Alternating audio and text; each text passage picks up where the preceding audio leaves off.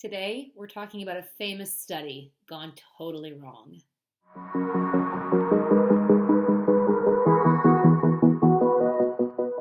Hi, guys, Katie Mild. Welcome to this week's Money Minute. So, today I'd like to talk about a very famous study that most of us know. It's been in the press and the media over the years. Every now and then it's brought up time and time again.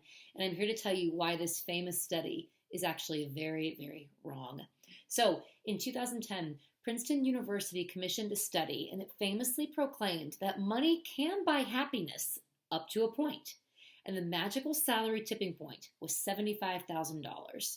Now, the key findings from the study stated that at a lower income, when someone was at a lower income, the lower income itself did not cause sadness directly, but it did make people feel more held down by the problems that they already had. Above $75,000, this surface effect seemingly disappeared. At the $75,000 threshold, individual temperament, life circumstances, things externally like that had more of an influential role on a person's positive outlook of life rather than money directly and of itself. Now, here's where the study went sideways. There's this perpetual myth that emerged from this study of when you make above $75,000, it no longer matters. Your happiness level is set. The study failed, though, to clarify the two measures that were actually researched and the difference between those. And it's the difference between emotional well-being and life satisfaction. The second part of the same study, the part that isn't talked about much and was really actually downplayed in the media, was that among earners, life satisfaction actually did increase as income increased.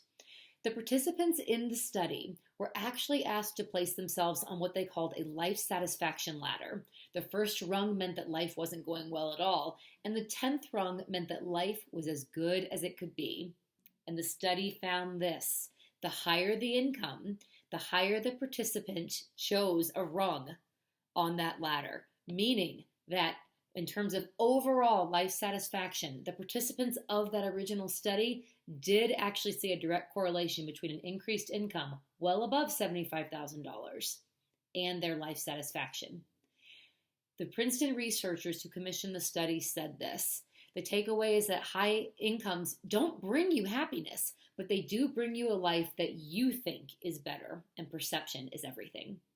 So when the results were published, the press and the media really latched on to the first research component, where they asked participants simply about their emotional well-being at all income levels.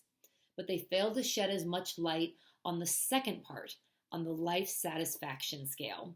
So that is what led, and that is what perpetuated that myth that we all know and hear about to this day, about $75,000 being the magical threshold. Now, a more recent study was commissioned, and it really highlighted the second part of the original study by Princeton.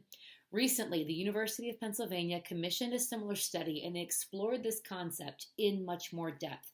And it did, in fact, confirm and find a stronger correlation between a higher level of financial security, a higher level of income, and a person's emotional well-being and life satisfaction. So, what's the takeaway from this?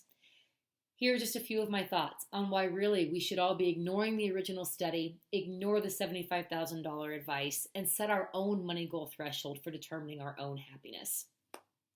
Here's the deal. 1, money can't buy happiness directly, but it can buy security and it can buy options in life. Quite frankly, the more money you have in the bank, the more options you have as you explore your life. 2, money in and of itself simply expands who you already are as a person. If you're a selfish jerk without money, the likelihood is that when you get money, you're still going to be a selfish jerk, just maybe on a greater and more magnified scale.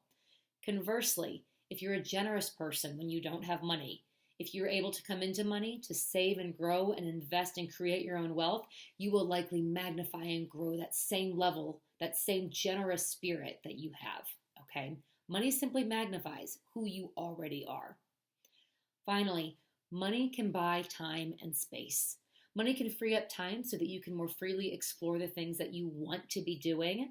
And money can buy space for you to re-energize, to think, to be creative, and to make thoughtful decisions of how you want your life to go and where you want to be. A final point about this study that always irritated me, and I'm so happy that more research has come out in recent years to support this.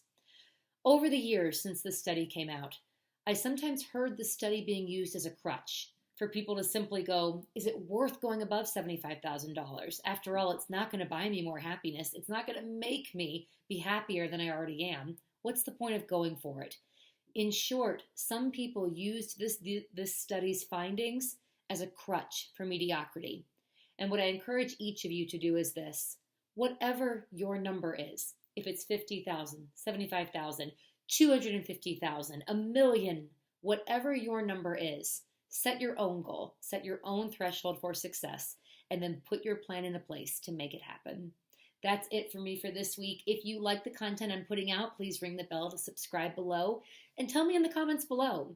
Do you have a threshold for money, happiness, and life satisfaction? If so, what is it? Tell me in the comments below. I'm always reading, always listening. Have a great weekend. Talk to you guys soon.